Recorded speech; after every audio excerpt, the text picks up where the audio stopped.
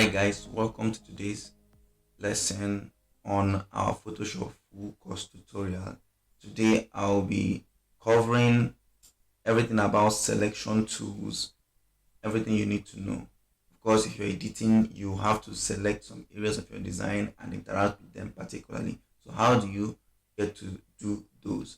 So I'm going to take you through the selection tools that we have on Photoshop, and I will show you how to use them and how to get around working with each and every one of them. We're going to start with the marquee tool. So the marquee tool is this tool over here, right? So there are two kinds of marquee tool, the rectangular marquee tool and the elliptical marquee tool. So I'm going to start with rectangular marquee tool.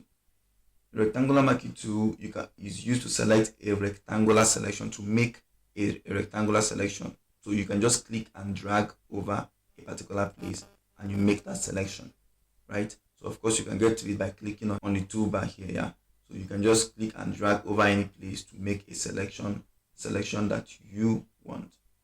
The next one will be the elliptical marquee tool.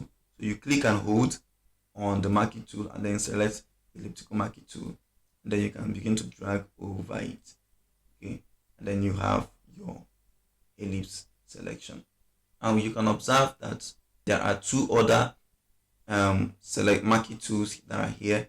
I even though I said there are two kinds of marquee tool, that's because these are the two main ones. These two are used to select single rows and single columns, right? So the way Photoshop explains it is for selecting a single row that is just 1 pixel high and all of that. So look at it, makes a horizontal selection that's a single pixel high. So something like, using this, we can just make something like this, and that's a simple one.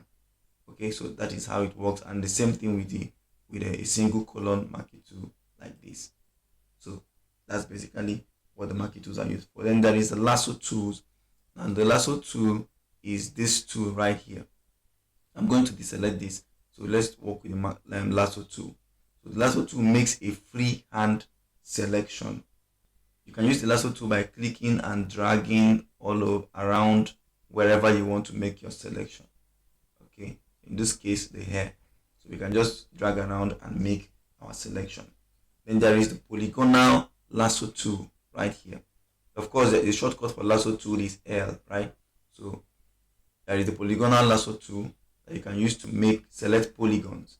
Let's say if you want to select this side like this, right, you can do that with you see, selecting polygons and all of that.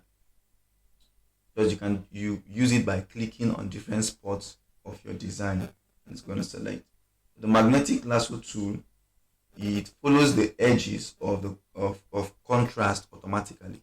It follows the edges of contrast automatically. That is, if you come to magnetic lasso tool and you want to use the lasso tool to select this guy, so you can just click here and it automatically follow the edges of this contrast, the contrast between this white shirt and the background. So it's automatically picking that, okay, that's where the contrast is and all of that. So you keep on doing that. When you are okay, you can just double click and it's going to round it up. Then after the lasso tool, there is now the magic wand tool and the quick selection tool that is down here. So you have the quick selection tool. It makes a selection by finding and following the edges of an image. So just almost like the magnetic lasso tool, this finds and follows the edges. So let me select this, but you don't have to follow the edges for it to do it. In this case, you just have to keep on clicking and dragging, just clicking over it. It will automatically pick the colors, right? The edges like that, and pick it up and all of that. It works with colors and contrast to get things done. So this is kind of easier to do. You remove some parts. So as time goes on, I'm going to show you how to use all these tools more in depth. You can adjust a whole lot of things up here to make it look the way you want. But until we get there, let's continue. Then there is the magic wand tool, still under this one, the magic wand tool, right? I'm going to deselect this magic wand tool. Let's see what it says. It selects similar colored image area. So if I click on this, It's going to pick that particular color I clicked on. It's going to pick it on all part of the image and try to select them, right? So if I click here, it's going to do the same for this and all of that. So one more thing I'm going to show you before we bring this lesson to a close would be the refine edge or select and mask. If you observe in all this selection tool, once you select something, these two guys, this button will come out here. Select and mask is for refining your selection, right? You can use it to make your selection look better, right?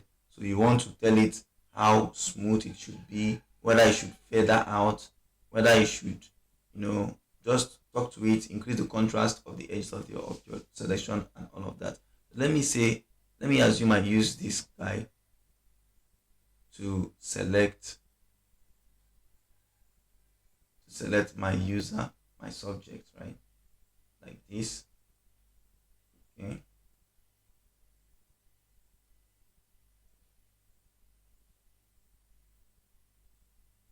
Let me just leave it this way. Right.